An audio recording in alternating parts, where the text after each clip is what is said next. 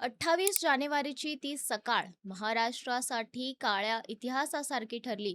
राज्याचे उपमुख्यमंत्री, राष्ट्रवादी काँग्रेसचे प्रमुख आणि महाराष्ट्राच्या राजकारणातील एक अत्यंत प्रभावशाली व्यक्तिमत्व अजित पवार अचानक काळाच्या पडद्याआड गेले.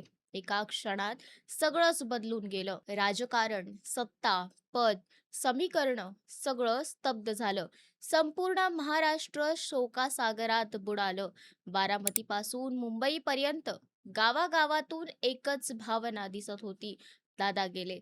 दुसऱ्या दिवशी 29 जानेवारीला अंत्यसंस्कार झाले. अश्रूंनी भरलेले डोळे, भारावलेली मने आणि एक मोठी पोकळी. पण इतिहास सांगतो, दुःख थांबतं, भावना शांत होतात आणि राजकारण पुन्हा सुरू होतं. हेच इथेही घडलं. अंत्यसंस्कार होताच अवघ्या काही तासातच राजकीय हालचालींना वेग आला. प्रश्न एकच होता, दादांची जागा कोण घेणार?